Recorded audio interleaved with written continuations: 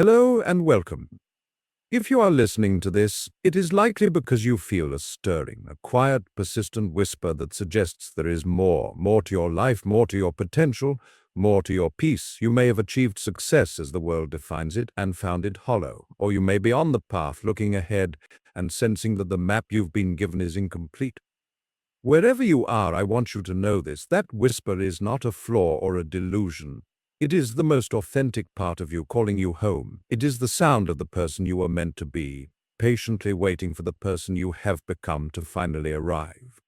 For too long, we have been sold a story that fulfillment is something we acquire. That peace is something we find when all the conditions are perfect.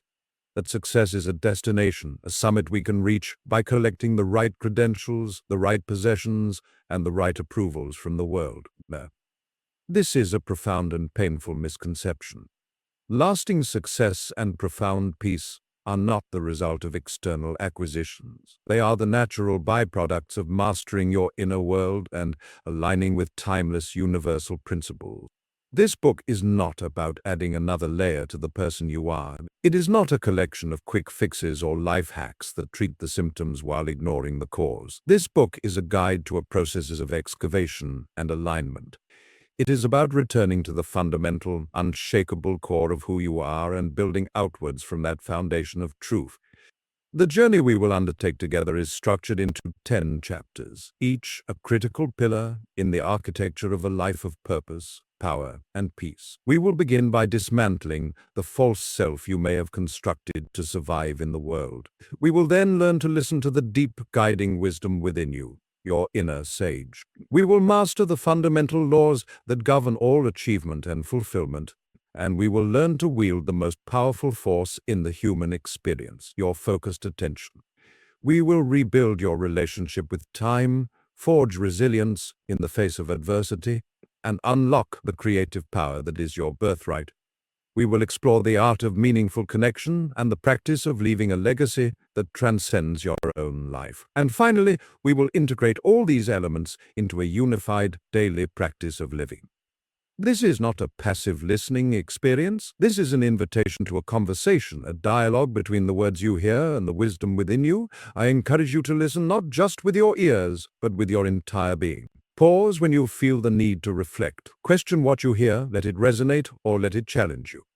The title of this book is A Promise and a Process. Build the you were meant to be. It is an active, ongoing, and deeply rewarding creation. The blueprint is timeless. The materials are within you, and the time to begin is now. Let us take the first step. Chapter 1, The Unbuilding. Before we can build, we must first clear the site. This may seem counterintuitive. The desire to add more knowledge, more habits, more strategies is powerful. We feel a void, and our first instinct is to fill it. But I tell you, the most significant progress you will make on this journey begins not with addition, but with a courageous and compassionate subtraction.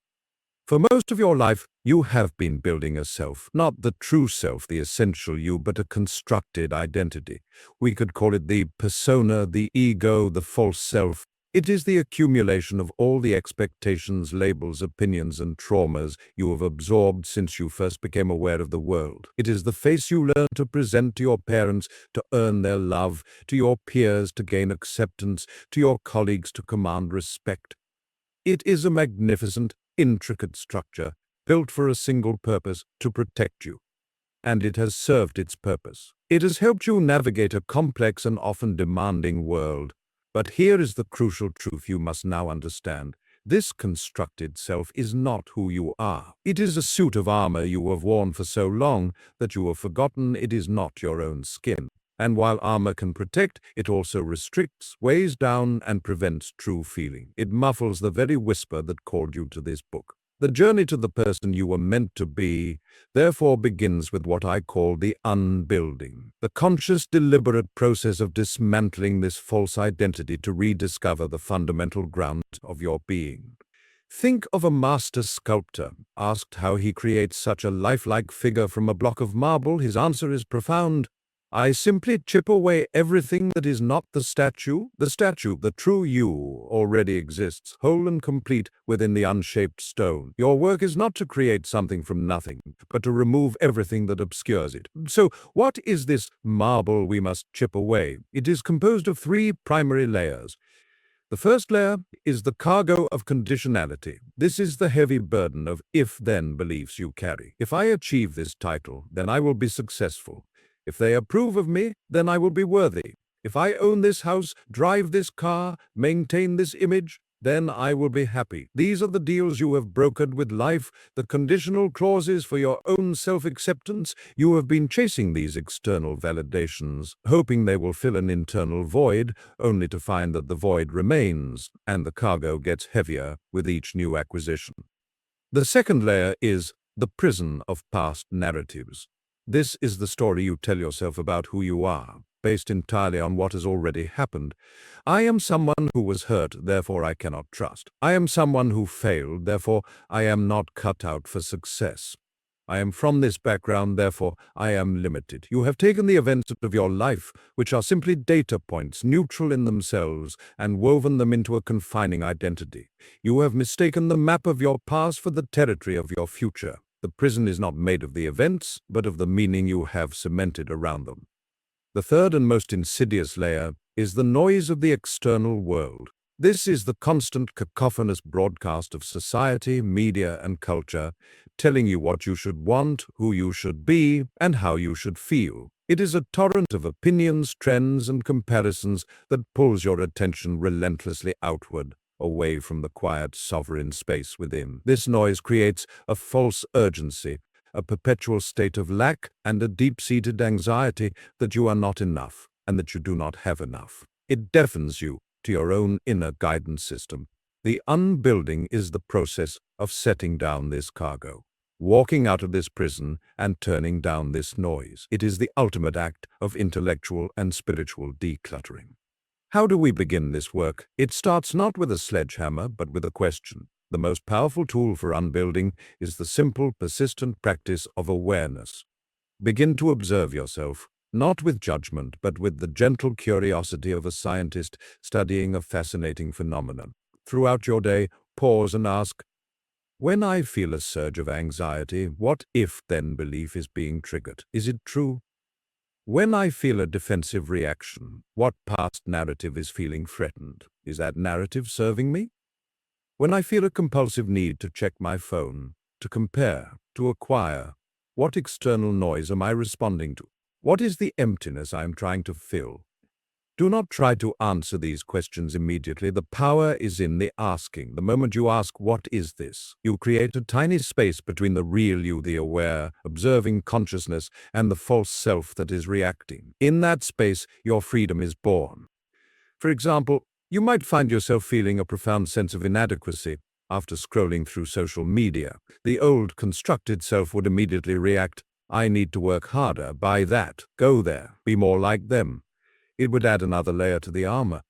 But you, practicing unbuilding, simply notice. You bring awareness to the feeling. Here is a feeling of inadequacy. It has arisen in response to the external noise of curated highlight reels. This feeling is not me. It is a passing weather pattern in the sky of my mind. By observing it without becoming it, you drain it of its power. You stop fueling the false self. This process is not about self-flagellation. It is not about blaming yourself for having built these structures. You build them for survival. Honor that. Thank the armor for protecting you. And then, gently, tell it, I will take it from here. I am safe enough now to feel the world directly.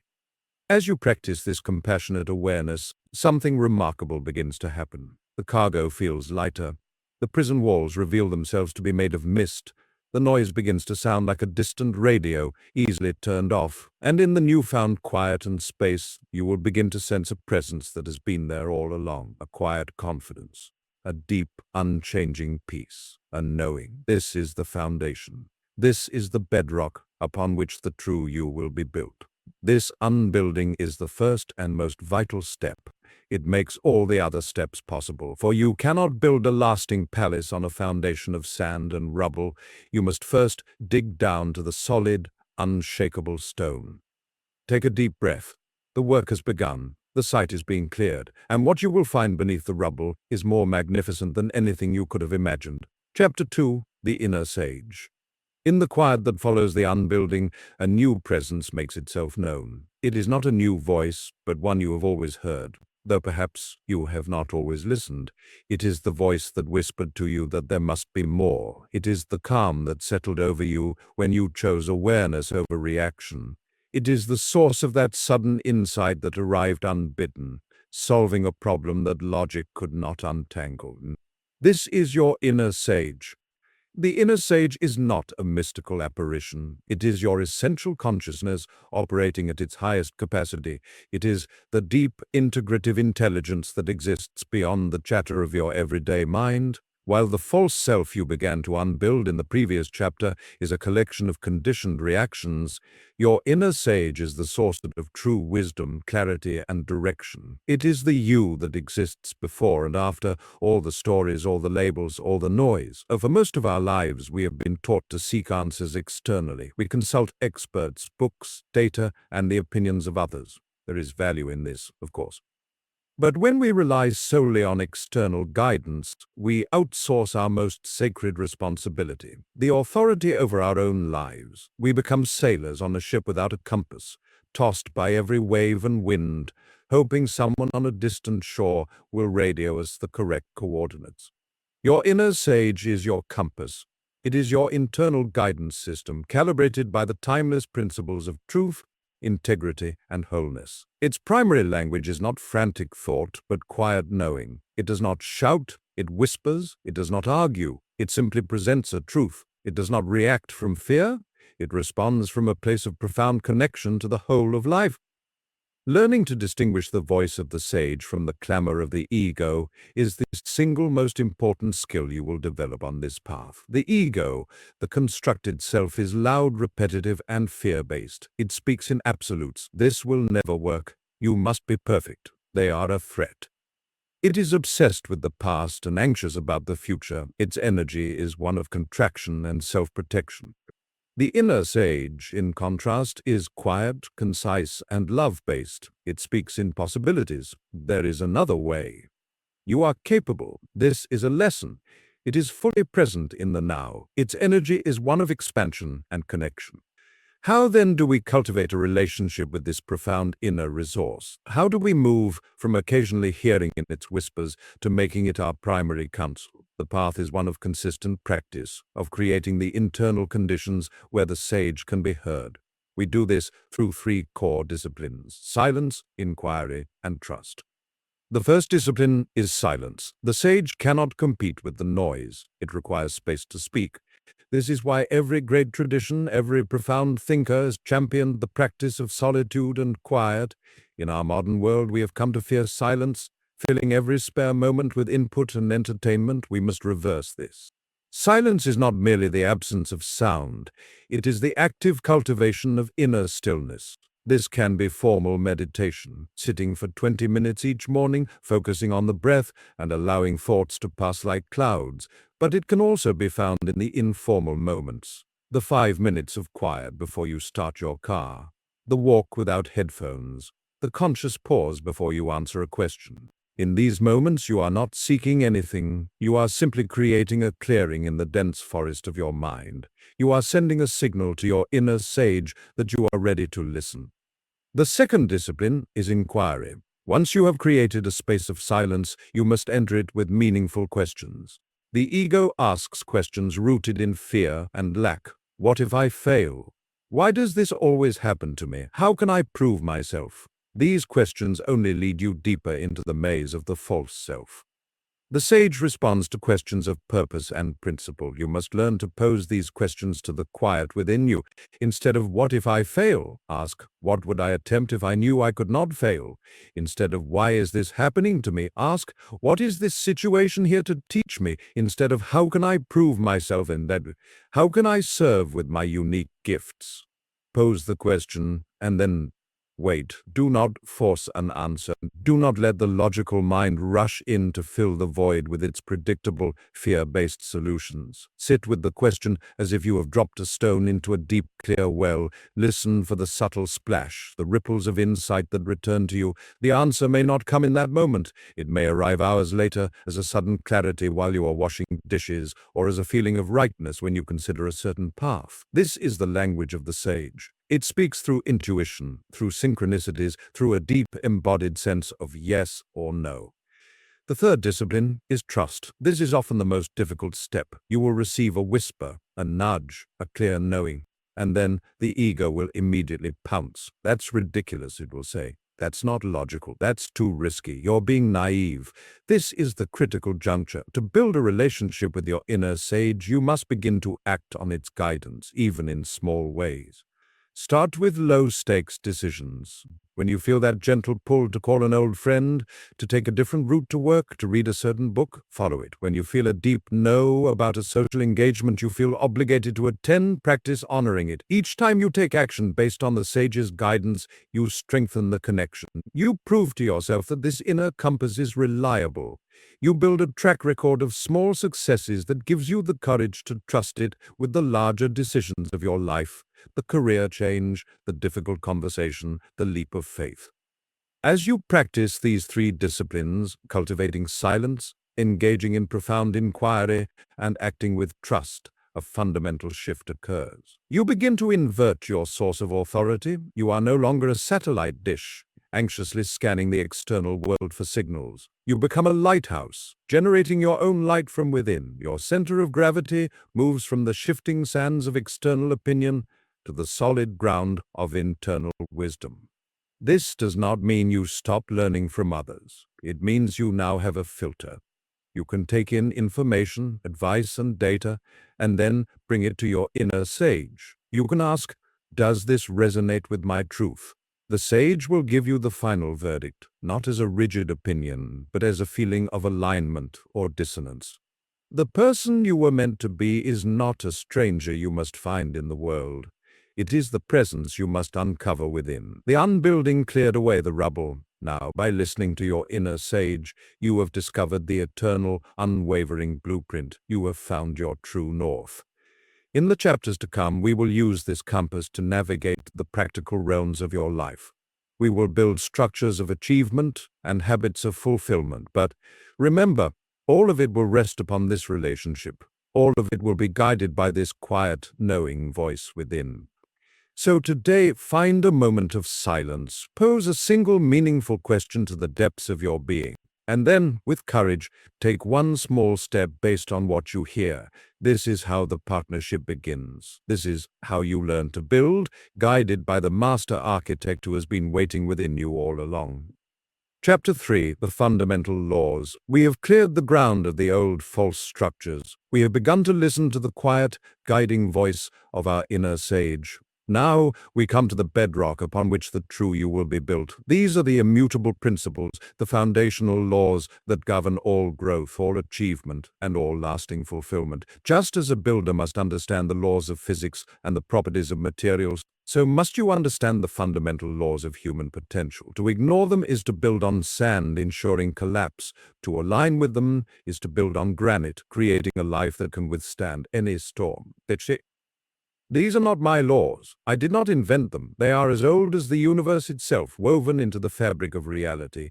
They are the operating system of human consciousness and endeavor. You have likely encountered them before, in fragments, in various philosophies and religious texts, but here we will assemble them into a coherent framework, a blueprint for conscious creation.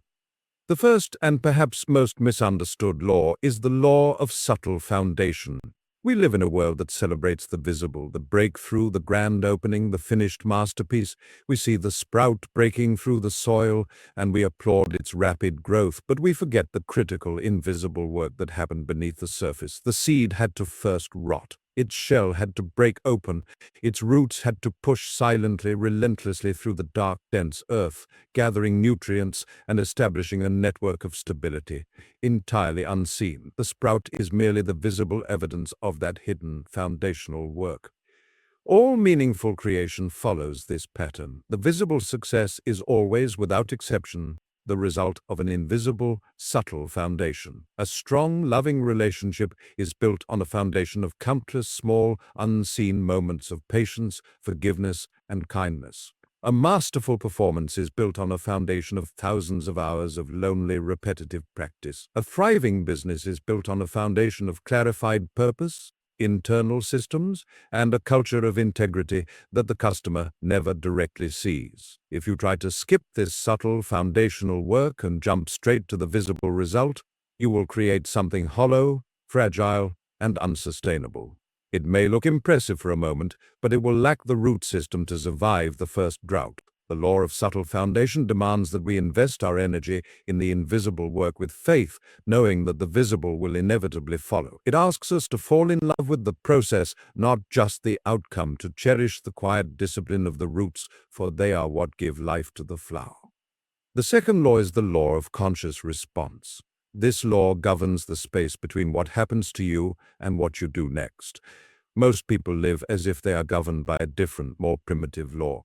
The law of stimulus and reaction. Something happens, a criticism, a traffic jam, a financial setback, and they immediately react from a place of ingrained habit, fear, or anger. They are like puppets with their strings pulled by external events. Their internal state is determined by the weather of the outside world.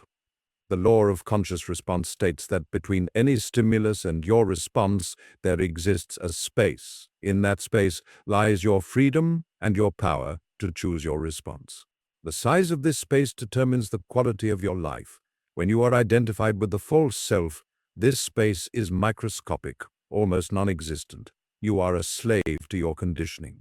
But as you practice the unbuilding and listen to your inner sage, this space expands. You gain the capacity to pause, to breathe, to observe the reaction arising within you, and to consciously choose a different, more aligned path.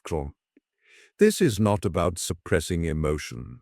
It is about processing it with wisdom. When a provoking event occurs, the initial reactive emotion may still arise. Anger, fear, hurt. The law of conscious response does not deny this. It simply gives you the power to say, I feel this anger, but I am not this anger. I am the one who is aware of this anger. Therefore, I can choose how to express it or whether to express it at all. I can choose to understand its root cause. I can choose a response that aligns with my values, not my triggers. This single law is the cornerstone of emotional maturity, resilience, and personal power. It is the practice of moving from being a reactor to being a creator. The third law is the law of authentic expression. This law states that your highest potential and deepest peace are found in the full and honest expression of your unique essence. You are not here to be a perfect copy of someone else. You are here to be a unique original. The universe expresses itself in infinite diversity, and you are one of its unique instruments. When you suppress your true nature, when you contort yourself to fit into a mold created by others, you create internal friction, dissonance, and a deep sense of weariness. You are going against the current of your own being. Authentic expression is not about being loud, eccentric, or selfish. It is about aligning your outer life with your inner truth. It is about allowing the core qualities of your inner sage, your compassion, your creativity, your curiosity, your strength to flow outward into your work, your relationships, and your daily actions. It is about speaking your truth with kindness, pursuing what genuinely interests you, and building a life that feels like home to your soul. When you live in accordance with this law, you experience a state of flow. Your energy is not wasted on pretense or people-pleasing. Your actions become an effortless extension of who you are. You attract people and opportunities that resonate with your authentic frequency. The world needs what you uniquely are. Withholding that expression is not humility. It is a disservice to the whole. The fourth law is the law of focused application. Energy flows where attention goes. This is a fundamental truth of the mind. Your conscious attention is the most powerful creative force at your disposal. It is the sculptor's chisel. Whatever you consistently focus on, you feed. Whatever you withdraw your focus from, eventually withers. In our modern world, our attention is under constant assault. It is fragmented, pulled in a dozen directions at once, and sold to the highest bidder. This fragmentation is the enemy of all achievement. You cannot build a meaningful life with scattered energy. The law of focused application demands that you become the master of your attention. It requires you to choose a single meaningful objective, whether for the next hour, the next year, or the next decade, and to direct the laser beam of your focus onto it to the exclusion of all else that is non-essential. This is the principle of leverage. A small, consistent force applied to a single point over time can create monumental change. Imagine trying to heat a room by holding a magnifying glass and moving it frantically over every object. You would achieve nothing but exhaustion. But if you hold that same magnifying glass steady, focusing the diffuse rays of the sun onto one single piece of wood, you can create fire. This is the power of focused application. It is what turns knowledge into results, dreams into realities, and effort into mastery. It is the practical engine of creation. The fifth law is the law of reciprocal exchange. Nothing in the universe exists in a vacuum. Life is a dynamic system of giving and receiving, a constant flow of energy. This law, often simplified as you reap what you sow, is more nuanced than mere cause and effect. It states that the value you contribute to the world is the value that ultimately returns to you. The energy you emit is the energy you attract. If you emit criticism, you will find yourself surrounded by critics. If you emit gratitude, you will find more to be grateful for. If you seek to understand others, you will feel understood. If you offer genuine value through your work, the world will reciprocate with abundance. This is not a transactional tit-for-tat calculation. It is a natural law of resonance. You are a tuning fork, vibrating at a certain frequency, and you will attract the harmonies of that frequency. This law applies to your thoughts as well. Your internal world is a constant exchange of energy. When you harbor thoughts of lack and resentment, you are impoverishing your own experience. When you cultivate thoughts of abundance and compassion, you enrich the very fabric of your reality. The law of reciprocal exchange asks you to take radical responsibility for the energy you are putting out into the world through your actions, your words, and your thoughts. It teaches that the greatest way to receive what you want is to first give it back. The sixth and final law in our foundation is the law of patient unfolding. We have been conditioned for instant gratification. We want the result now. We want the transformation by tomorrow, but nature does not work this way. An oak tree does not grow in a day. A child does not become an adult in a week. All genuine, lasting growth follows a natural, organic timeline. It cannot be rushed without causing damage. The law of patient unfolding asks for your trust in the process. It requires you to do the work, to plant the seeds, to tend the soil, and then to relinquish your anxious attachment to the outcome. You cannot force the seed to sprout.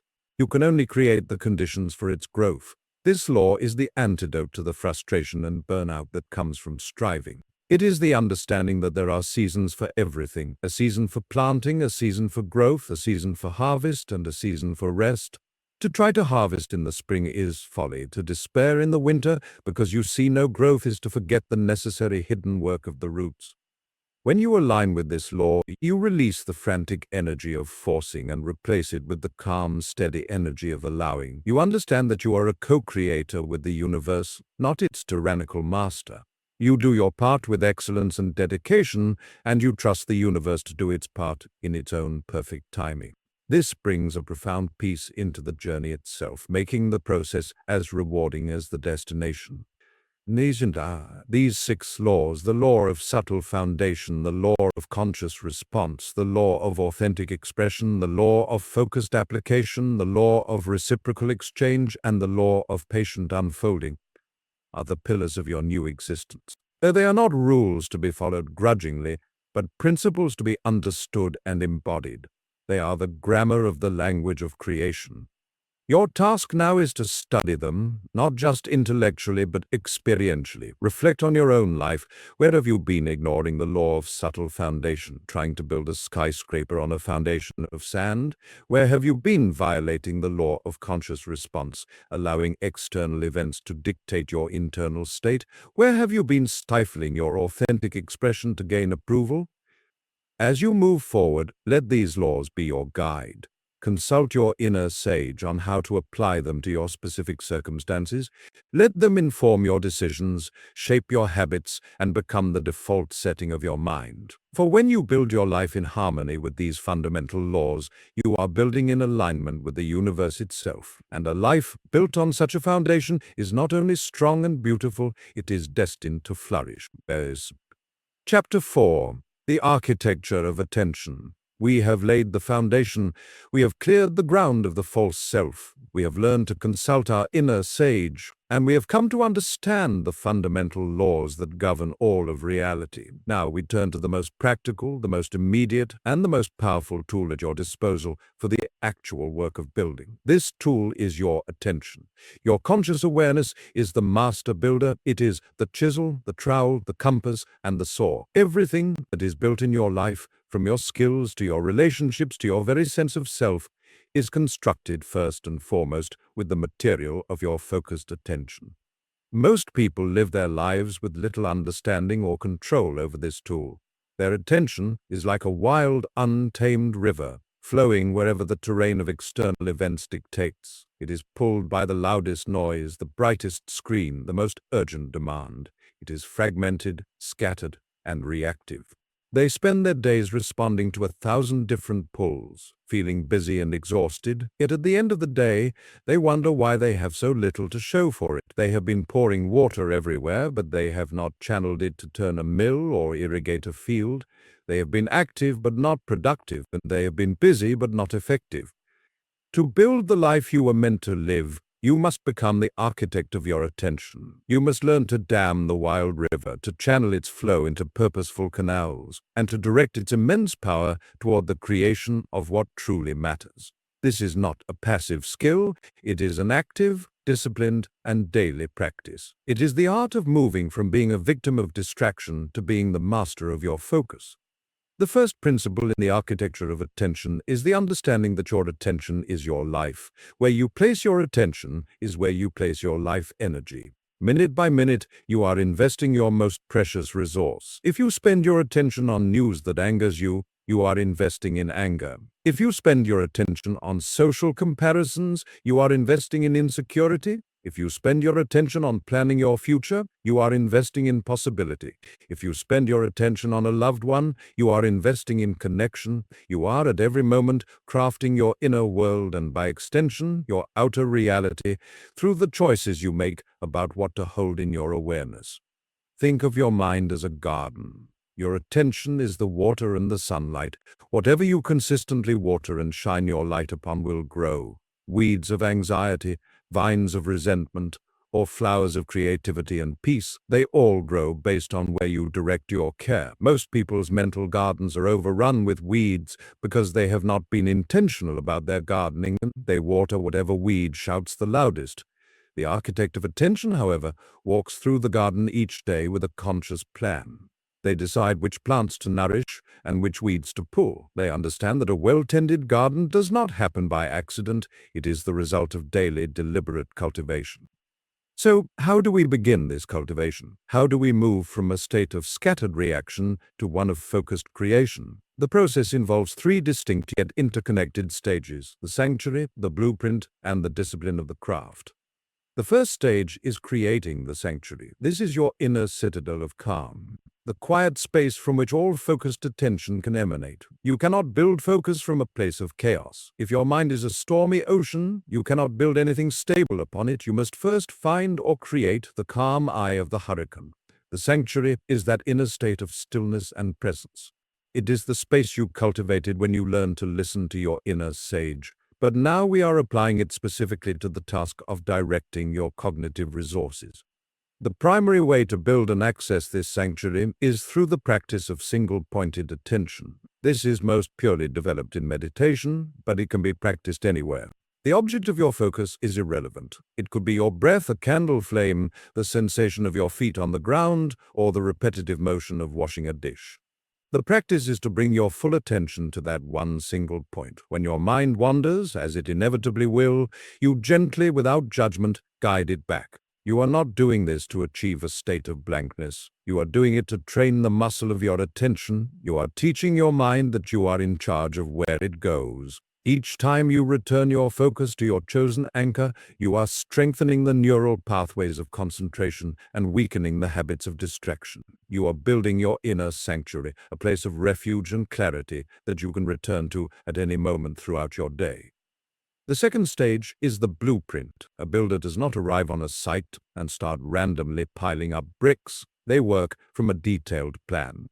In the same way, you cannot effectively direct your attention without a clear blueprint for what you are building. This blueprint is defined by your intention. Before you begin any significant task, before you enter a meeting, before you engage in a conversation, you must pause and set a clear intention for your attention. What is the primary purpose of this hour? What is the single most important outcome? Where does my focus need to be to make that happen? Without a blueprint, your attention will be pulled to whatever is easiest, most stimulating, or most demanding. You will check emails instead of writing the report. You will scroll through your phone instead of having a deep conversation. You will think about your to-do list while playing with your children. You will be physically present but mentally absent. A clear intention acts as a compass for your attention. When you feel yourself being pulled off course, you can consult your blueprint and recalibrate. My intention for this hour is to complete the first draft of this proposal. Therefore, I will close my email browser and silence my phone. My intention for this dinner is to be fully present with my family. Therefore, I will leave my phone in another room. The blueprint transforms your attention from a reactive force to a proactive force. At the third stage is the discipline of the craft. This is the day-in, day-out practice of actually wielding your attention according to your blueprint while returning to your sanctuary when you get lost. This is where the real work happens. It involves making concrete changes to your environment and your habits to support your focused attention. Your environment is either an ally or an enemy to your focus. The modern world is engineered to steal your attention. Every ping, every notification, every pop-up is a tiny pickpocket trying to steal a moment of your life. To practice the discipline of the craft, you must declare war on these distractions. This means creating zones of focus. It means turning off all non-essential notifications on your devices. It means scheduling specific times to check email and social media rather than leaving them as open tabs in your mind and on your screen. It means designing a workspace that is clean, organized, and free from clutter. Your physical environment should reflect the inner state you wish to cultivate, one of order, purpose, and calm. Furthermore, the discipline of the craft involves managing your energy, not just your time. Your ability to focus is a finite resource that depletes throughout the day. It is strongest after you have rested and replenished. Therefore, you must align your most demanding tasks with your peak energy periods. For many, this is the first few hours of the morning. Guard this time ferociously. Do not sacrifice it on the altar of other people's emergencies or the trivialities of email. This is your sacred building time. Use it to work on your most important blueprint, to lay the bricks of your most significant projects. Schedule less demanding, more reactive tasks for your lower energy periods. The discipline also requires the practice of deep work. Deep work is the ability to focus without distraction on a cognitively demanding task.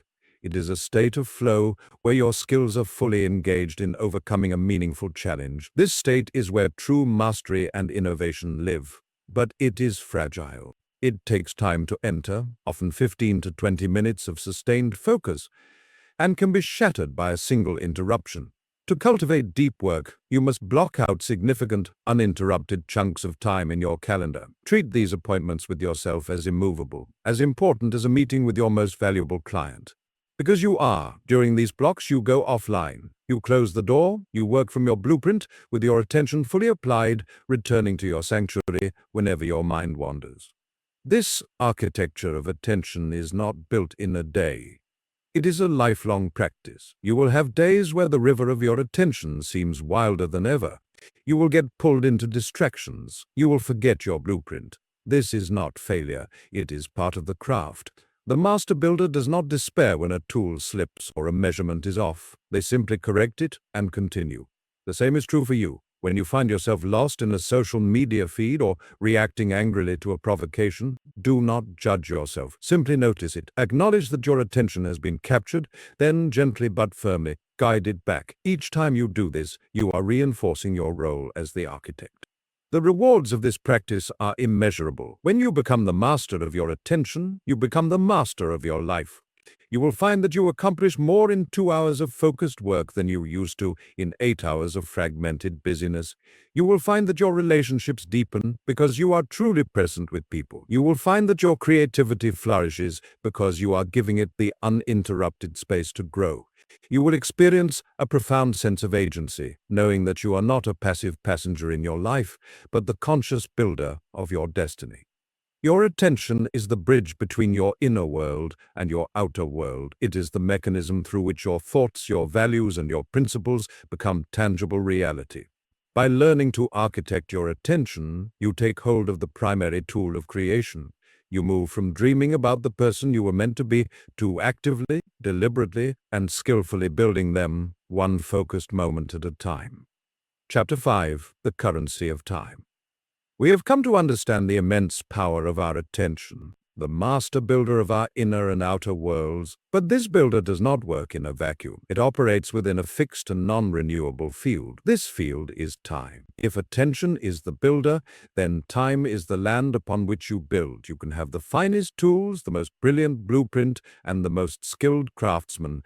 But if you have no land, you can build nothing. Time is the ultimate context for all human endeavor, the silent, ever-flowing river that carries us from birth to death. How we relate to this river, whether we fight against its current, are passively carried by it, or learn to navigate it with skill and purpose, determines the very shape and quality of our life. Most people live with a troubled, even adversarial relationship with time. They feel there is never enough of it. They are constantly rushing, trying to outrun the clock, cramming more and more into every waking hour. They speak of saving time or killing time, as if it were an enemy to be defeated or a nuisance to be disposed of. This relationship is born from a fundamental misunderstanding. Time is not something to be managed, controlled, or defeated. It is a medium to be inhabited, a realm to be experienced, a currency to be spent with intention. The old paradigm of time management is a failure because it focuses solely on efficiency, on doing things right. But a far more important question is one of effectiveness. Are you doing the right things? You can perfectly optimize the process of running up a ladder, but if the ladder is leaning against the wrong wall, every step you take just takes you faster to the wrong place. Our work here is not to learn how to pack more into the container of your life. It is to ensure that the container is filled with what is truly meaningful, with what resonates with the truth of who you are and who you are meant to become. To transform your relationship with time, you must shift from seeing it as a tyrant to be obeyed to seeing it as a currency to be invested. You are given a daily allotment of this currency, 24 golden coins. Each coin is irreplaceable. Once spent, it is gone forever. You cannot borrow from tomorrow's allotment, and you cannot reclaim what you spent yesterday. The question that should guide every day, every hour is this: is this how I choose to invest this precious, irreplaceable coin of my life? This shift in perspective is profound. It moves you from a state of reaction where your time is spent responding to the demands of others to a state of creation where your time is invested in alignment with your deepest values and your most significant purposes. It is the difference between being a consumer of time and an investor of time. To become a master investor of your time, you must adopt 3 core practices. The first is the practice of legacy thinking. Most people plan their days based on what is most urgent. They live from the outside in, allowing the loudest ringtone or the most recent email to dictate their priorities. Legacy thinking turns this upside down. It asks you to begin at the end. It invites you to project yourself to the very last days of your life. Look back across the landscape of your years. What will you want to have seen? What will you want to have built? Who will you want to have become? What relationships will you cherish? What contributions will you remember with a sense of deep satisfaction? This is not a morbid exercise. It is the most clarifying and empowering practice you can undertake. By defining what matters in the ultimate long term, you gain a powerful lens through which to evaluate the short term. When you are faced with a decision about how to spend an hour, a day, or a year, you can ask, does this investment move me toward the legacy I wish to leave? Does this activity contribute to the person I wish to become? If you were to look back from your deathbed, would this meeting, this project, this worry even be visible? Most of the things we spend our time on would simply vanish, revealed as the trivialities they are, legacy. Thinking cuts through the noise of the immediate and connects you to the eternal. It ensures that your daily actions are not random expenditures, but strategic investments in a life of meaning. The second practice is the art of essentialism. Once you have used legacy thinking to identify what is truly important, you must then have the courage to eliminate everything that is not. Essentialism is the disciplined pursuit of less but better.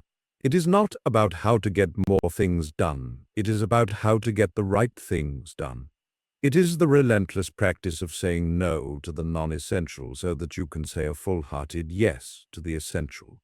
We fill our time with non-essentials for many reasons, out of fear of missing out, a desire to please others, a misguided sense of obligation, or simply because we have not stopped to define what is essential. The non-essential is a thief. It steals your time, your energy, and your attention, leaving you drained and distracted from what truly matters.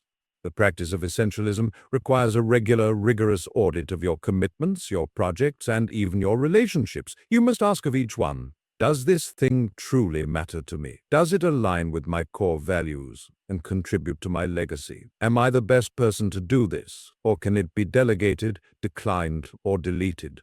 This is not a call to a life of selfish isolation. It is a call to a life of profound contribution. You cannot contribute your best if you are spread thin across 100 mediocre pursuits. By focusing your time and energy on the few things you are uniquely suited to do, and that have the highest impact, you move from being a minor participant in many things to being a vital force in a few. You trade the fatigue of fragmentation for the power of concentration. Every no you say to a non-essential is a yes you say to your legacy, to your creativity, to your peace, and to your authentic self.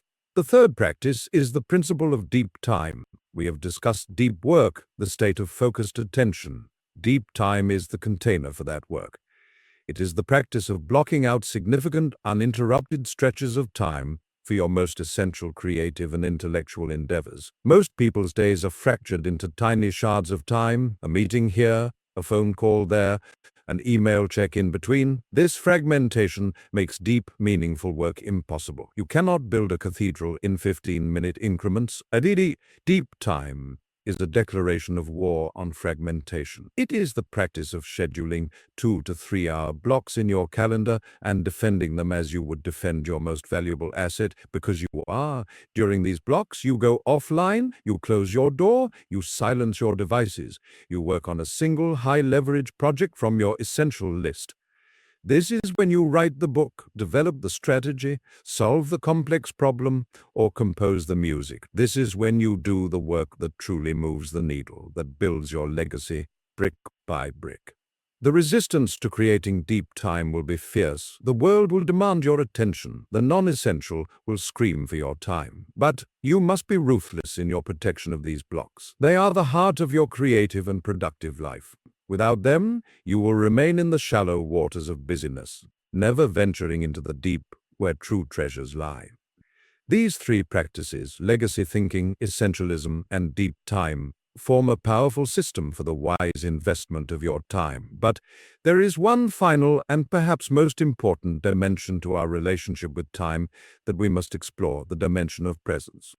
All our planning, our prioritizing, our investing is for naught if we are not present to experience the life we are building. We can become so focused on building a future legacy that we sacrifice the only time we ever truly have, the present moment. The future is a concept, the past is a memory, and the present moment is the only point where life is actually happening. It is the only time you can ever feel joy, experience love, or see a sunset. The ultimate mastery of time, therefore, is not just about investing your coins wisely for a future return.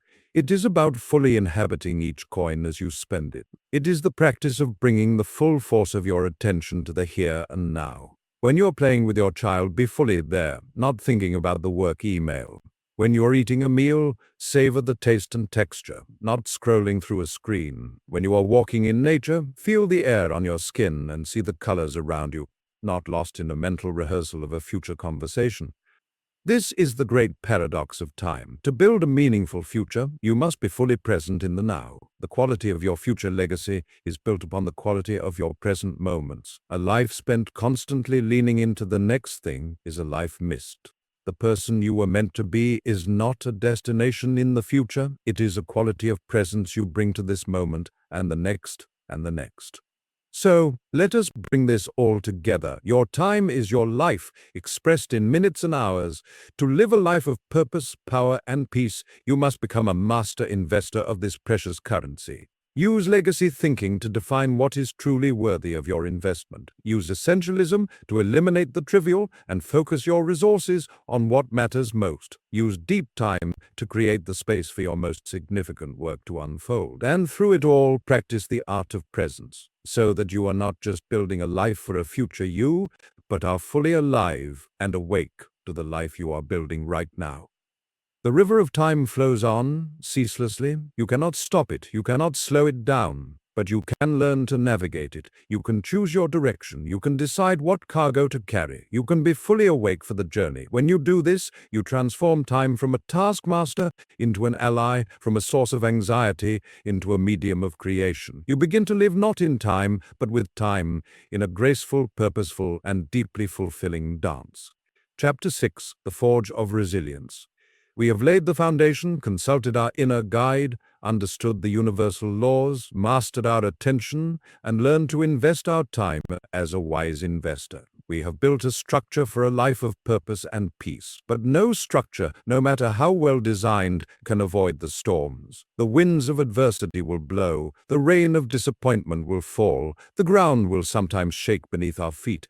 This is not a sign that we have built incorrectly. It is an inevitable part of the human experience. The question is not if you will face challenges, but how you will meet them. Will they crumble your structure, or will they temper it, making it stronger and more resilient than ever before? This chapter is about the forge. It is about the process by which pressure and difficulty are transformed not into ruin, but into resilience. Resilience is not the absence of hardship. It is the capacity to face hardship, to be shaped by it, and to emerge on the other side not merely unbroken, but refined. It is the quality that allows a tree to bend in a hurricane without snapping, its roots driven deeper by the very wind that seeks to uproot it. To build the you were meant to be, you must welcome the forge. You must understand that the challenges you face are not interruptions of your journey, they are an essential part of the path itself. Most of us have been conditioned to see difficulty as failure. We seek a smooth, linear path upward. When we encounter an obstacle, we interpret it as a sign that we are off course, that we have made a mistake. This perspective is a profound source of suffering. It causes us to resist what is, to fight against reality, and to exhaust ourselves in a futile battle with the unchangeable. The first and most critical shift in building resilience is to reframe our relationship with adversity. Adversity is not the enemy of growth, it is its primary catalyst. Think of a muscle. It does not grow in a state of comfort. It grows when it is stressed, when its fibers are broken down, and when it is given the resources to repair itself stronger than before. The same is true for your character, your wisdom, and your inner strength. Comfort and ease produce comfort and ease. They do not produce courage, compassion, or depth of understanding. These qualities are born in the crucible of challenge. The forge is where you discover what you are truly made of. It is where you learn the lessons that can be learned no other way. So, how do we build this capacity? How do we learn to not just endure the storms, but to use their energy to propel us forward? The path of resilience is built on 3 pillars: the stoic pause, the alchemy of meaning, and the practice of equanimity. The first pillar is the stoic pause. This is the immediate practical response to any adverse event. Between the event and your reaction, there is a space. We discussed this space in the context of the law of conscious response, but here we apply it specifically to hardship. The stoic pause is the deliberate act of widening that space. When something difficult happens, a rejection, a financial loss, a personal betrayal, Your initial conditioned reaction will be one of fight, flight, or freeze. This is the ego, the false self, feeling threatened. It will want to lash out, to retreat, or to become paralyzed. The stoic pause is your intervention. You take a breath. You physically and mentally step back. You refuse to be swept away by the initial wave of emotion. In this pause, you ask yourself a series of clarifying questions rooted in ancient wisdom. The first question is, what is within my control and what is not? This simple question is incredibly liberating. You cannot control the event that has already happened. You cannot control the actions or opinions of others. You cannot control the global economy or the weather. To invest your energy in trying to change what is outside your control is the definition of frustration and despair. What you can control is your response. You can control your interpretation of the event. You can control your next step. You can control your attitude, your effort, and your values. By focusing exclusively on your circle of control, you reclaim your power. You stop being a victim of circumstance and become the author of your response. The second question to ask in the stoic pause is, what is the worst-case scenario, and can I accept it? Often, the fear of what might happen is more paralyzing than the reality itself. By consciously and calmly considering the absolute worst outcome, you rob it of its terrifying power. You realize that even in the worst case, you still have control over how you meet it. You can still choose courage. You can still choose dignity. You can still choose to find meaning. This practice of premeditating adversity, of accepting the worst possibility, creates a foundation of unshakable calm. When you have made peace with the worst, you are free to work for the best. The second pillar of resilience is the alchemy of meaning. This is the process of transforming pain into purpose and struggle into strength. The stoic pause helps you manage the initial impact. The alchemy of meaning helps you integrate the experience into the narrative of your life in a way that serves your growth. The renowned psychiatrist Viktor Frankl, who survived the horrors of the Nazi concentration camps, concluded that the primary drive in life is not pleasure, but the discovery of meaning. He wrote, "When we are no longer able to change a situation, we are challenged to change ourselves." He found that those who survived the camps were not necessarily the strongest physically, but those who could find a meaning to hold on to, a loved one to reunite with, a book to write, a truth to bear witness to. This is the alchemy. It is the decision to ask not, why is this happening to me, Hanandado, but what is this happening for me? What can I learn from this? How can this experience shape me into a more compassionate, more understanding, more resilient person?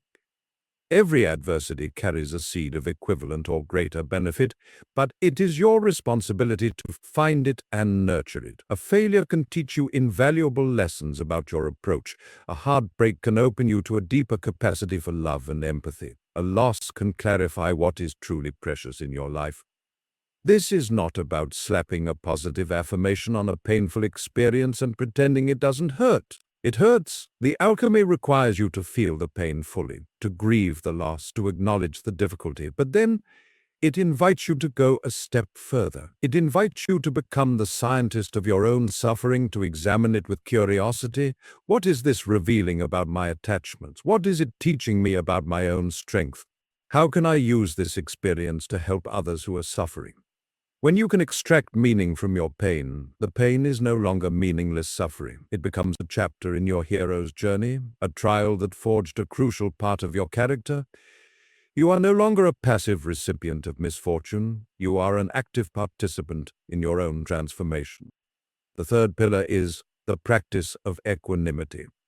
Equanimity is a state of psychological stability and composure that is undisturbed by experience of or exposure to emotions, pain, or other phenomena that may cause others to lose the balance of their mind. It is the calm center of the storm. It is not indifference or apathy.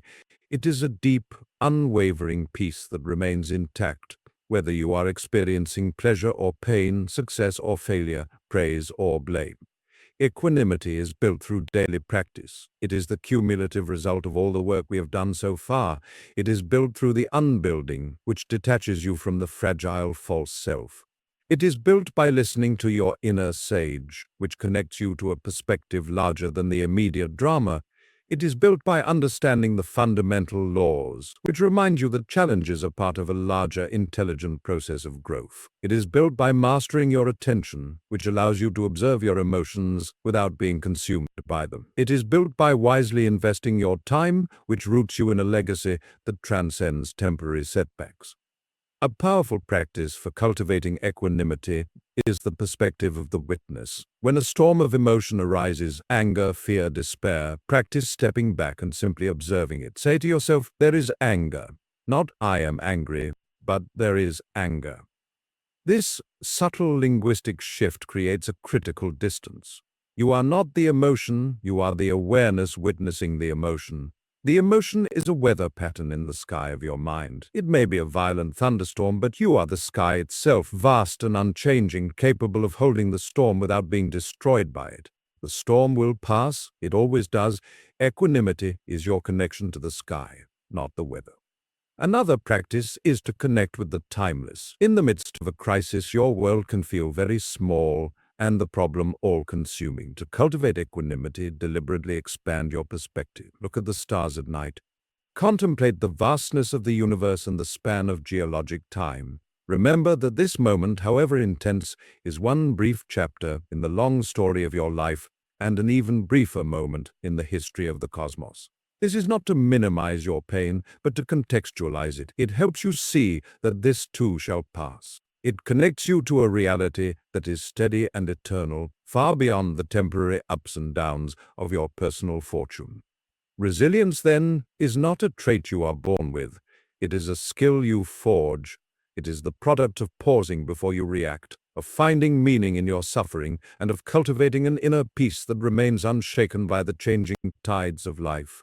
The forge of resilience is where the you were meant to be is truly tempered. It is where your theoretical understanding is tested and made real. It is where your compassion is deepened by your own wounds. It is where your courage is born from facing your fears. Do not pray for an easy life. Such a prayer is a prayer for weakness. Pray instead for the strength to endure a difficult one, for that is a prayer for greatness. Welcome the challenges. Step into the forge with courage. Allow the fires of adversity to burn away your impurities, to strengthen your core, and to shape you into a being of unassailable strength and profound peace. The person who walks out of the forge is not the same as the person who walked in. They are wiser, kinder, stronger, and more fully alive. They are, in every sense, the person they were meant to be. Chapter 7. The Wellspring of Creation. We have journeyed through the landscape of the self, building resilience, mastering our inner resources, and aligning with timeless principles. We have learned to withstand the storms. Now we turn to a force that is the very opposite of mere endurance. We turn to the source of vitality, innovation, and new life itself. We turn to the wellspring of creation. This is not a chapter about art alone, though art is one of its purest expressions. This is a chapter about the fundamental creative impulse that is the birthright of every human being. It is the force that compels a child to build a fort from blankets, a scientist to formulate a new hypothesis, a gardener to plan a new bed of flowers, or an entrepreneur to envision a new solution to an old problem. To be alive is to be creative. The question is not whether you are creative, but whether you are allowing this wellspring to flow freely, or if you have, like so many, allowed it to become blocked. Most people live their lives as consumers of creation. They consume entertainment, products, ideas, and experiences created by others. They live in a world built by someone else's imagination. There is nothing inherently wrong with this, but when consumption becomes the default mode of existence, a deep spiritual malnutrition sets in. You feel stagnant, passive, and disconnected from your own vitality. You are drinking from the wells of others, but you have neglected to tend to your own spring. The person you were meant to be is not just a wise and resilient being, but a creative one. You are here not only to endure the world, but to shape it, to add your unique verse to the eternal poem of existence. The wellspring of creation is not located in some distant special part of the brain reserved for geniuses. It is the natural state of your consciousness when it is open, receptive, and connected to the infinite potential of the present moment. It is the voice of your inner sage expressing itself in the outer world. It is the universe creating through you. The blocks to this flow are not a lack of talent, but a buildup of fear, conditioning, and a mistaken identity. The primary block is the critic. This is the voice of the conditioned false self that we began to unbuild in our first chapter. It is the internalized voice of every teacher who corrected you, every peer who mocked you, every authority figure who implied you were not good enough. The critic's job is to keep you safe by keeping you small. It equates creative expression with risk, the risk of failure, of judgment, of ridicule. Its favorite words are, "You can't, that's stupid, who do you think you are, and what will people think?" The critic is a formidable gatekeeper, and if you believe its stories, it will successfully guard the wellspring, leaving you in a creative desert. The second block is the myth of originality. We often believe that to be creative, we must invent something entirely new, something that has never been seen or heard before. This is an impossible standard that paralyzes us before we even begin. The truth is that all creation is a process of recombination, inspiration, and iteration. A musician combines chords and rhythms they have heard before into a new sequence. A writer uses the same 26 letters that have been used for centuries to tell a new story. Your creativity does not demand absolute originality. It demands your unique perspective, your personal fingerprint on the raw materials of your experience. The wellspring does not ask you to create ex nihilo from nothing. It asks you to participate in the ongoing creation of the world by bringing your unique self to the process. The third block is the tyranny of the outcome. We become so fixated on the final product, the finished painting, the published book, the successful launch, that we strangle the joy out of the creative process itself. We judge each brushstroke, each sentence, each prototype against an idealized, perfect version that exists only in our minds. This pressure makes the process feel like a performance, an exam we are destined to fail. The wellspring, however, does not flow for the sake of a destination. It flows for the sake of flowing. It is the joy of the dance, not the final bow, that is the essence of creation. To unblock the wellspring, we must engage in a different kind of work. Not the work of striving, but the work of allowing. Not the work of forcing, but the work of playing. We must become gardeners of our own creativity, creating the conditions for it to grow, rather than trying to manufacture it on demand. This involves three essential practices: cultivating the beginner's mind, embracing the fertile void, and the discipline of play. The first practice is cultivating the beginner's mind. This is a concept from Zen Buddhism known as Shoshin. It is an attitude of openness, eagerness, and a lack of preconceptions, just as a beginner would have. The expert is often trapped by their own knowledge. They know what is possible and what is impossible, what is correct and what is a mistake. The beginner, having no such knowledge, is free to explore, to experiment, and to discover. To cultivate the beginner's mind, you must consciously suspend your inner critic and your identity as someone who already knows. Approach your creative endeavor, whether it is writing a proposal, solving a problem in your community, or learning to play the guitar, with a sense of curiosity and wonder. Ask what if, and I wonder what would happen if I tried this. Give yourself permission to be bad at it. In fact, strive to be bad. The freedom to be unskilled is the gateway to becoming skilled. When you are a beginner, there are no failures, only discoveries. Every mistake is a data point that teaches you something new about the medium and about yourself. The second practice is embracing the fertile void. Creation does not emerge from a crowded, noisy mind. It emerges from a state of receptive stillness. This is the space we have called the sanctuary, but here we apply it specifically to the creative process. The fertile void is the state of not knowing, of emptiness, of quiet anticipation. It is the fallow field that must precede the new crop. In our productivity-obsessed culture, we fear emptiness. We feel guilty when we are not producing, not achieving, not doing. We fill every spare moment with input, terrified of the silence. But the wellspring requires this silence. It is in the space between thoughts that new ideas are born. It is in the walk without a destination that a solution appears. It is in the daydream that a novel connection is made. To embrace the fertile void, you must schedule time for idleness. This is not laziness. It is an essential part of the creative cycle. Go for a walk without your phone. Sit in a quiet room and stare out the window. Take a long shower. Allow your mind to wander without a goal. At first, this will feel uncomfortable. The critic will scream that you are wasting time, but if you persist, you will find that this emptiness is not empty at all. It is teeming with potential. It is the source. By regularly visiting the fertile void, you are not neglecting your work. You are feeding it at its root. The third practice is the discipline of play. We often think of discipline as grim, hard work, the relentless grind, and while focused effort is necessary, the creative spirit thrives on a different kind of discipline, the discipline of showing up to play. Play is activity done for its own sake, for the joy of the process. It is inherently non-serious, experimental, and free from the pressure of outcomes. The discipline of play means setting aside a regular sacred time, a play date with your creativity, where the only goal is to engage with your chosen medium for the fun of it. If you are a writer, your play date might involve writing a silly poem or a short story with no intention of ever showing it to anyone. If you are a musician, it might be improvising without worrying about wrong notes. If you are a problem solver at work, it might be brainstorming 100 ridiculous solutions to a challenge on purpose. The key is to remove the stakes. This is not for your portfolio, not for your boss, not for public acclaim. This is for you. This is for the wellspring. By engaging in this kind of disciplined play, you are doing two things. You are building a consistent habit of creating, which strengthens the neural pathways of creativity. And you are reminding yourself of the intrinsic joy of the act, which is the true fuel for sustained creative work.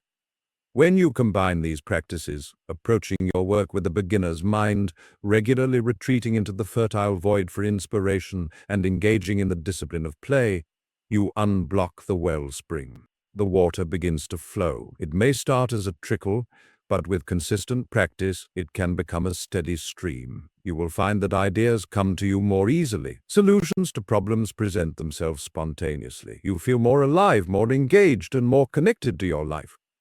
This creative energy is not meant to be hoarded. The wellspring flows and it must be shared. Your unique perspective, your novel combination of experiences, your way of seeing the world, this is your gift. To create and share your creation, however small or seemingly insignificant, is an act of courage and generosity. It is a declaration that your voice matters. It is how you contribute to the symphony of human experience. It is, in the most profound sense, why you are here. Do not dam the wellspring with fear and doubt. Let it flow. Build the you were meant to be, not as a static monument, but as a living, breathing, ever-unfolding work of art. Chapter 8, The Symphony of Connection. We have journeyed inward, mastering the terrain of the self. We have learned to wield our attention, to invest our time, to forge resilience in adversity, and to tap into the wellspring of our own creativity. Yet, for all this profound inner work, a fundamental truth remains. No human is an island. The you were meant to be does not exist in a vacuum. This person is not a solitary monument, but a vital note in a grand, interconnected symphony. The pursuit of a life of purpose, power, and peace is not a solo ascent. It is a dance of relationship, a constant exchange of energy, and a participation in the intricate web of life. This chapter is about that dance. It is about moving from the fortress of the separate self to the open field of authentic connection. Our deepest wounds and our most profound joys are almost always relational. The longing to be seen, to be understood, to be valued, and to belong is as fundamental to our nature as the need for air and water. And yet, our modern world, for all its hyperconnectivity, has left us more isolated than ever. We have hundreds of digital friends, but few we can call in a crisis. We present curated versions of ourselves to the world while our authentic selves feel increasingly lonely. We confuse networking for relating and accumulation of contacts for the cultivation of community. This isolation is a spiritual famine. It starves the soul. To build a truly fulfilled life, we must master the art of genuine connection. Connection is not merely about being in the presence of others.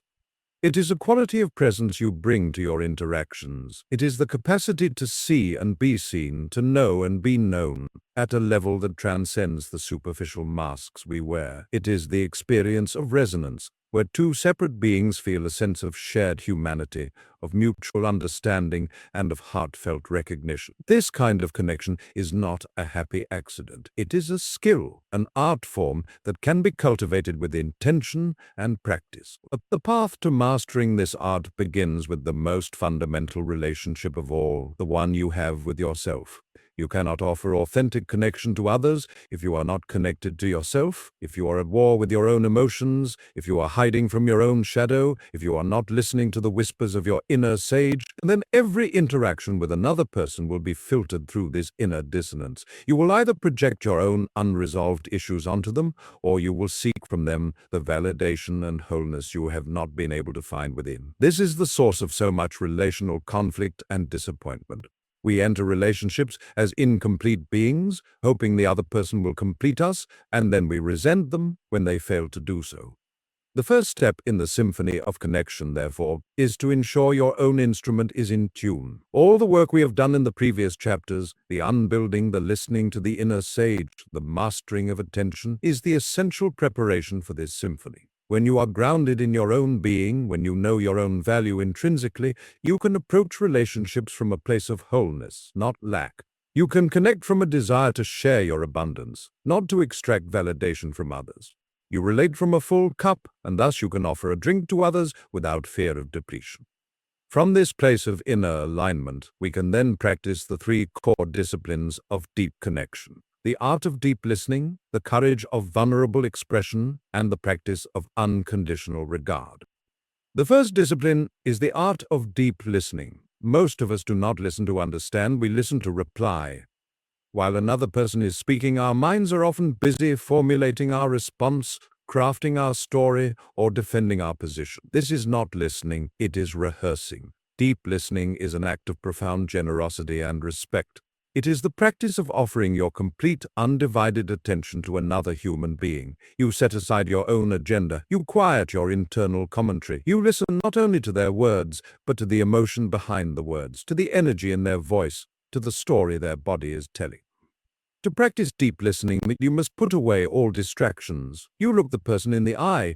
You listen with your whole body. You resist the urge to interrupt, to advise, or to one-up their story with one of your own. Your only goal is to fully receive the communication they are offering. You can ask open-ended questions that invite them to elaborate, not to steer the conversation to a destination you prefer. Tell me more about that.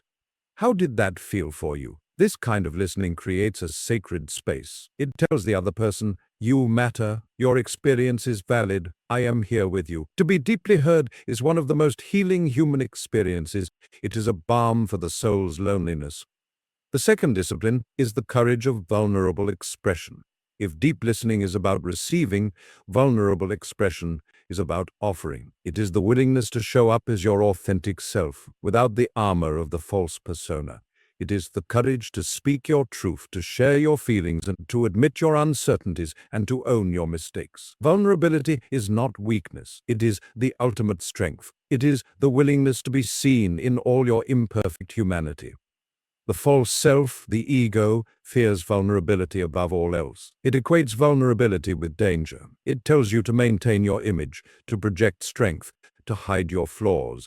But this pretense is a wall that prevents true connection. You cannot be loved for who you are if you are constantly presenting who you are not. Vulnerability is the bridge that allows souls to meet. When you have the courage to say, I am scared, or I was wrong, or I need help, you give others permission to do the same. You create a field of trust and authenticity where real relationship can flourish. This does not mean indiscriminately sharing your deepest secrets with everyone. It means being authentic and emotionally honest within the context of a trusting relationship. It is the gradual and mutual unfolding of the self. The third discipline is the practice of unconditional regard. This is perhaps the most advanced practice in the art of connection. Unconditional regard means holding a space of respect, acceptance, and care for another person, regardless of their behavior, beliefs, or whether they meet your expectation. It is the commitment to see the essential inherent worth in every human being, even when you disagree with their actions. This is not the same as being a doormat or condoning harmful behavior. You can set firm boundaries and still hold a person in unconditional regard. You can disagree passionately with someone's politics and still see the human being behind the opinion, a being who, like you, is seeking happiness and safety in their own way. Unconditional regard is the recognition that every person is on their own journey, fighting their own battles and doing the best they can with the level of awareness they have at the moment. When you practice this, you release the exhausting need to change, control, or judge others. You free up immense energy that was previously spent in resistance and criticism. You meet people where they are, not where you think they should be. This creates a profound sense of safety and freedom in your relationships. People feel that they can be themselves around you because they sense you are not waiting for them to become someone else. These three disciplines, listening deeply, expressing vulnerably, and regarding others unconditionally, form the core of meaningful one-on-one connection. But the symphony of connection extends beyond our intimate circles. It encompasses our relationship with our community, with nature, and with life itself. To feel connected is to feel that you are a part of something larger than yourself. This sense of belonging is a primal need. To cultivate it, you must participate. Move from being a consumer of your community to a contributor. Find a cause that resonates with your values and offer your time and energy. Join a group centered around a shared interest or purpose. Participate in the life of your neighborhood. When you contribute, you weave yourself into the social fabric. You move from the periphery to the center. You transform a vague sense of belonging into an active, lived experience of partnership. Furthermore, our connection is not only human. The sense of isolation is often exacerbated by our disconnection from the natural world. We live in climate-controlled boxes staring at glowing screens, and we forget that we are part of a living, breathing, pulsing planet. To restore the symphony of connection, you must regularly commune with nature. Walk in a forest and feel the quiet intelligence of the trees. Sit by the ocean and feel the vast rhythmic power of the water. Look up at the stars and feel your own smallness and your profound belonging to a breathtakingly beautiful cosmos. In nature, you remember that you are not a separate entity navigating a hostile world, but an integral part of a single unified whole. This realization is a source of immense peace and perspective. Ultimately, the symphony of connection is the understanding that the separation we feel is an illusion. At the most fundamental level, we are all expressions of the same universal consciousness, waves on the same ocean. The work of connection is the work of remembering this truth. It is the practice of dissolving the barriers of the ego that keep us feeling isolated and alone. When you live a life of deep connection, connected to yourself, to others, to your community, and to nature, you experience a fulfillment that no solitary achievement can ever provide. Your individual journey gains context and meaning within the larger story of humanity. Your joys are multiplied and your sorrows are divided. You become a conduit for the energy of life itself, playing your unique part in the grand cosmic symphony. The you were meant to be is not a solitary master, but a loving, connected, and integral part of the whole. This is the final piece of the puzzle, the context that makes all the other work not just personally fulfilling, but universally meaningful. Chapter 9, The Enduring Garden. We have journeyed far, we have cleared the ground of the false self, learned to heed the wisdom of our inner sage, and aligned ourselves with the fundamental laws of being. We have mastered our attention, invested our time as wise stewards, forged resilience in the fires of adversity, and tapped into the creative wellspring that is our birthright. We have learned to play our part in the beautiful and complex symphony of connection. Now, we arrive at a question that gives context and purpose to all that has come before. It is a question that shifts our gaze from the immediate horizon to the distant, eternal sky. The question is this: what will you leave behind? What will be your legacy? The word legacy often conjures images of grand monuments, vast fortunes, or revolutionary inventions. We reserve it for the titans of history, the ones whose names are etched in stone. This is a limited and, for most, a discouraging view. It makes legacy seem like a destination for the privileged few, not a path available to all. But I propose a different, more profound understanding. Legacy is not about the scale of your impact, but the quality of your influence. It is not about building something that will last for centuries, but about planting seeds that will bear fruit in the lives of others, long after you are gone. It is not a monument to be erected at the end of your life. It is a garden to be tended day by day throughout your life. This is the enduring garden. The person you were meant to be is not a finished product to be achieved and then displayed. It is a living, growing, generative force. Your ultimate fulfillment will come not merely from what you have attained for yourself, but from what you have contributed to the whole. To live only for oneself is to live a small story, and a story that ends with your last breath. To live for something larger than yourself is to weave your thread into the eternal tapestry. It is to live a story that continues. The first and most important shift in thinking about legacy is to understand that your primary legacy is not what you do, but who you are. Your character is your most enduring contribution. The memories people hold of you will not be of your accomplishments on a spreadsheet or the deals you closed. They will be of the quality of your presence. Were you kind? Were you honest? Were you courageous? Did you lift others up? Did you leave people feeling better about themselves? The energy you emit, the love, the integrity, the compassion, the wisdom is a subtle but powerful force that ripples out into the world, touching lives in ways you may never know. A single act of kindness from you can change the course of a person's day, which changes their interaction with their family, which alters the trajectory of their lives, and on in an endless cascade of cause and effect. You are constantly planting seeds with your every word, action, and even thought. The enduring garden is first and foremost an inner garden, cultivated through the consistent practice of virtue. This brings us to the second understanding. Legacy is built in the present moment. It is not a project you begin after you retire or after you have achieved a certain level of success. It is the cumulative result of the small daily choices you make right now. How you speak to the barista who serves your coffee is part of your legacy. How you handle a moment of frustration in traffic is part of your legacy. The patience you show a struggling child, the integrity you demonstrate when no one is watching, the encouragement you offer a discouraged colleague. These are the seeds you are planting in your enduring garden. The grand gestures, the charitable donations, the public speeches are important, but they are like the large, showy flowers in a garden.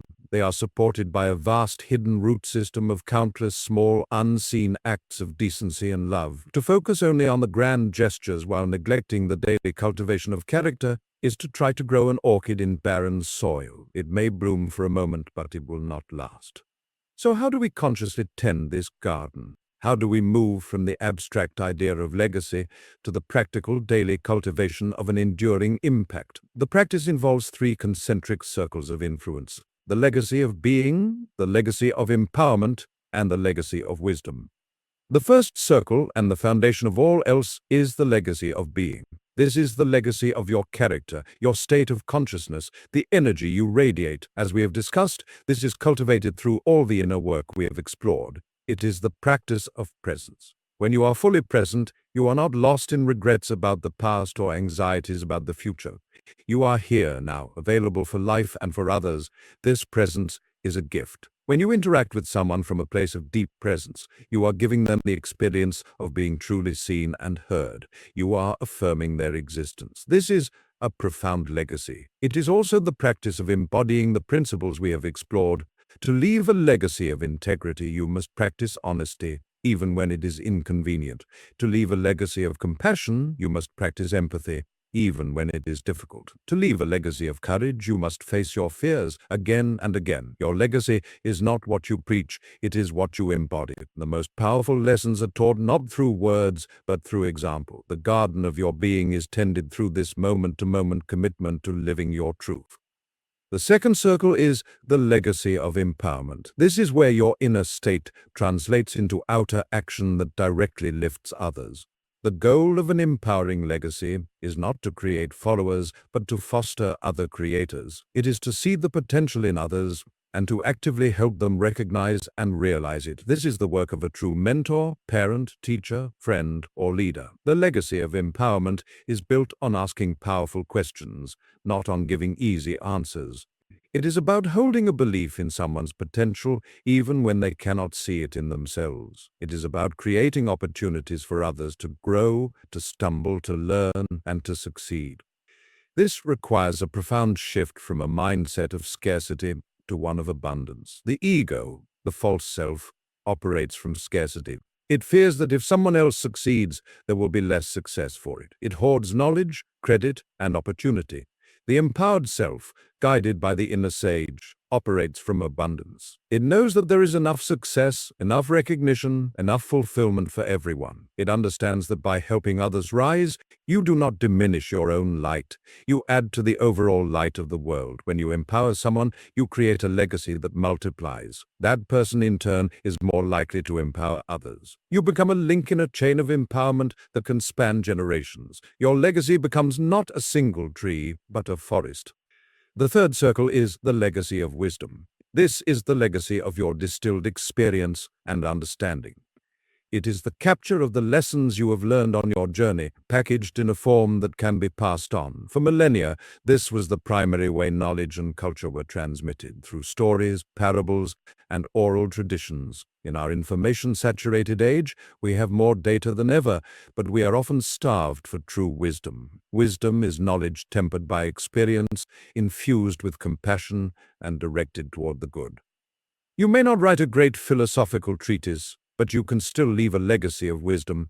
It can be in the form of letters to your children or grandchildren, sharing the core principles that have guided your life. It can be a blog, a podcast, or a series of conversations where you share what you have learned about love, about failure, about forgiveness, about what it means to live a good life. It can be the culture you create in your family or your organization, a set of values and practices that endure long after you have moved on. The legacy of wisdom is your unique perspective on the human condition, offered as a gift to the future. It is your answer to the great questions of life, not as definitive truth, but as your humble contribution to the ongoing human conversation.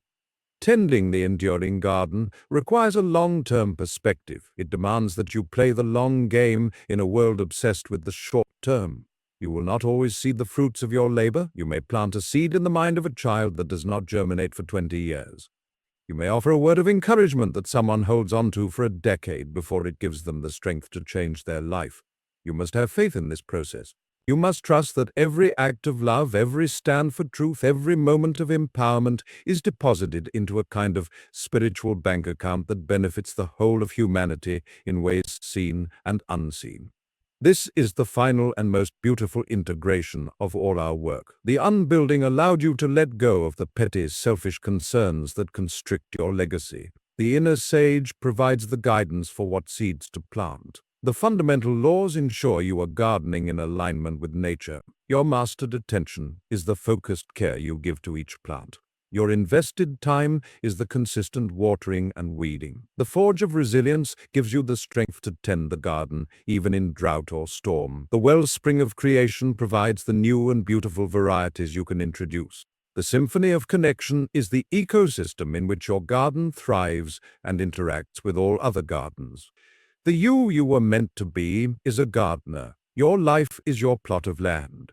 Your legacy is the harvest, not for yourself but for the world. Do not be discouraged by the smallness of your plot or the simplicity of your tools. Tend it with love. Plant seeds of kindness, water them with compassion, and weed out judgment and fear. Do this every day with no expectation of immediate reward.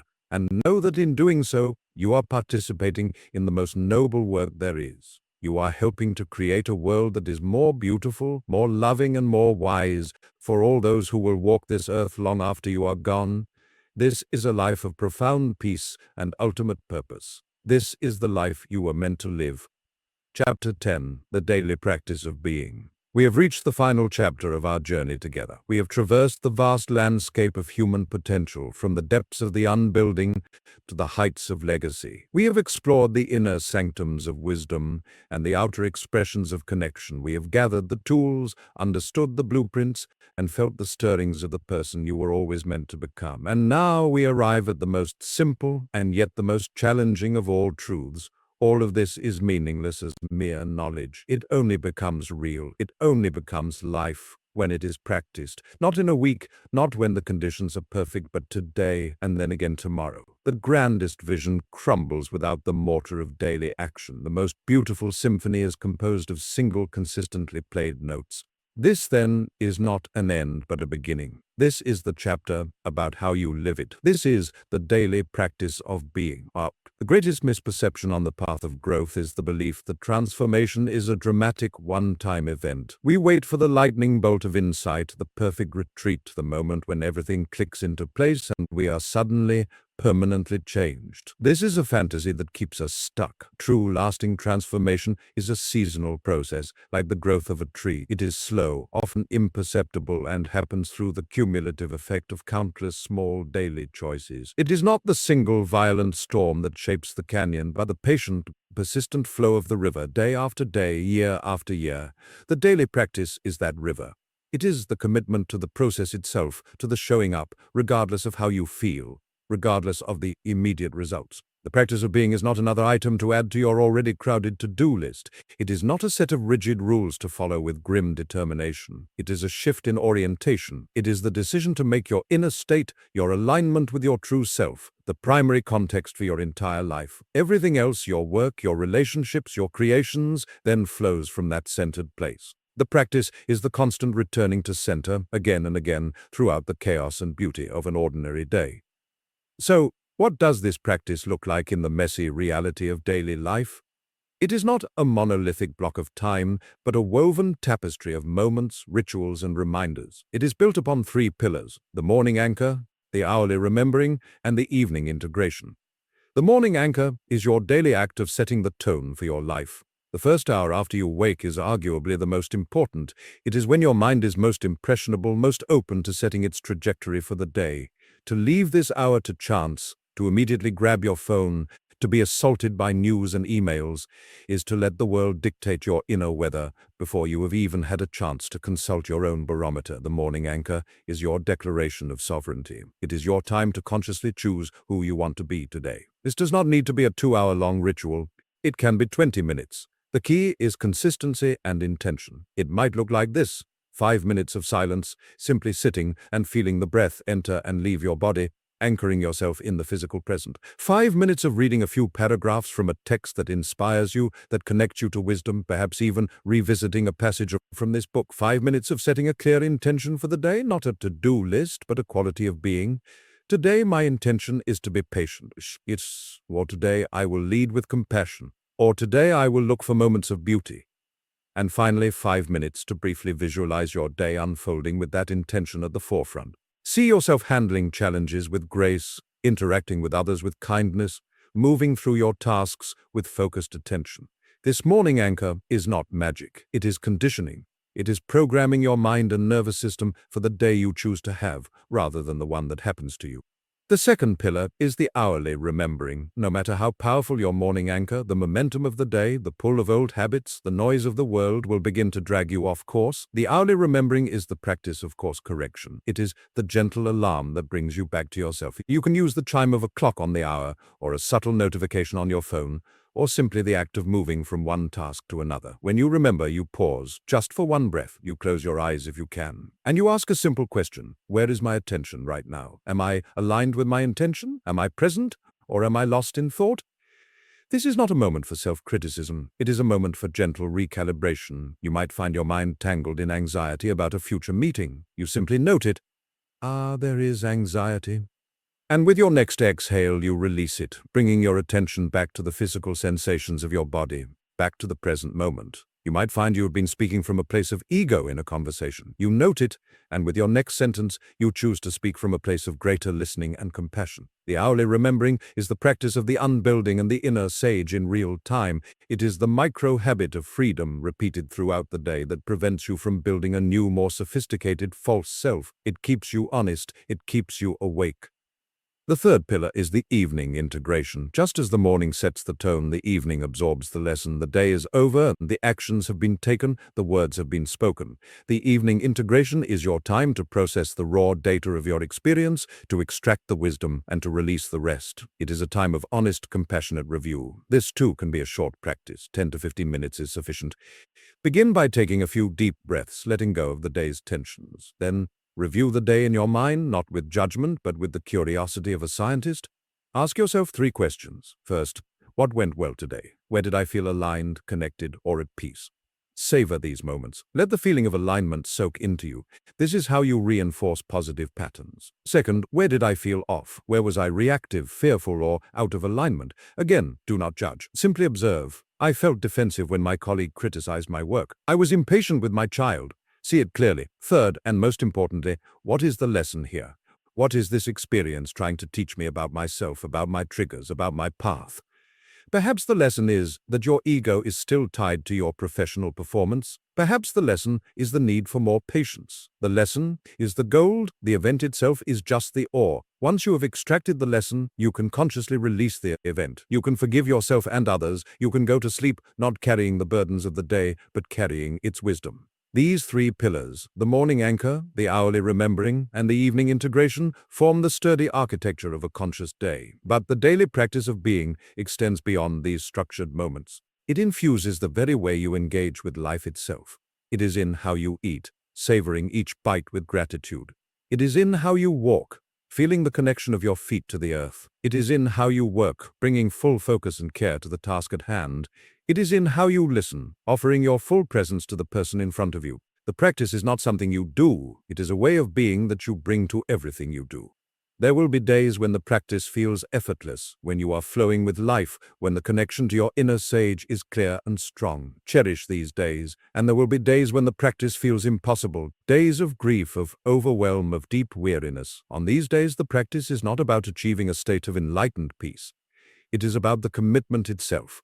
It is about taking one conscious breath when you feel you are drowning. It is about whispering your intention even when your mind is screaming in fear. It is about simply showing up for your 2 minutes of silence in the morning, even if you spend the entire time battling distracting thoughts. On these days, the value of the practice is not in the feeling it produces, but in the fidelity it represents. It is the act of honoring the commitment you have made to yourself, especially when it is hard. This is what forges unshakable integrity. This daily, faithful practice is how the you were meant to be is built, not in a day, but day by day. It is the slow, steady accumulation of conscious moments that gradually, inevitably, rewires your brain, reshapes your habits, and realigns your life with your deepest truth. The grand vision of your legacy is built upon the foundation of this single present day. The symphony of your connection is played one note, one interaction at a time. The garden of your legacy is seeded in the small daily choices of how you speak, how you listen, and how you love. And so, we come to the end of our formal journey. We have covered the entire blueprint, from the excavation of the foundation to the daily maintenance of the palace. But remember, this is not the end. It is the beginning of your own unique expression of this work. You are the builder now. You have the tools, you have the blueprint, you have the timeless principles, and you have the most important guide of all, the quiet voice of wisdom within you. Do not be daunted by the scope of the work. You do not need to implement everything at once. Start small. Choose one practice. Perhaps it is the morning anchor. Perhaps it is the hourly remembering. Perhaps it is simply practicing the stoic pause when you feel triggered. Master that one thing, let it become as natural as breathing. Then, and only then, add another. This is your path. It is a path of courage, for it requires you to continually let go of who you thought you were. It is a path of compassion, for it demands you meet yourself and others with kindness and understanding. It is a path of profound peace, for it leads you to the unshakable core of your own being. You have everything you need within you to walk in. The title of this book is a promise. Build the you were meant to be. That you is not a distant, perfect ideal. It is the alive, authentic, and ever-unfolding presence that you are, right here, right now, beneath the layers of conditioning and fear. It is the you that chooses, moment by moment, to live with purpose, to act with power, and to rest in peace. It is the you that is already whole. The building is now in your hands. Go and build well. This concludes the audiobook, Build the You You Were Meant to Be. Thank you for listening. May the principles and practices within these chapters serve as a faithful companion on your journey toward a life of profound purpose, authentic power, and enduring peace. If this journey has resonated with you, if a particular chapter has felt like a key turning in a long locked door, then consider this. You are not the only one. Someone else is waiting for this same whisper, this same map. By sharing what you've found, you become a part of their unfolding. Your like tells the algorithm to carry this message further. Your subscription says you wish to continue the walk. And in sharing, you plant a seed for another. Thank you for your presence here. The work continues.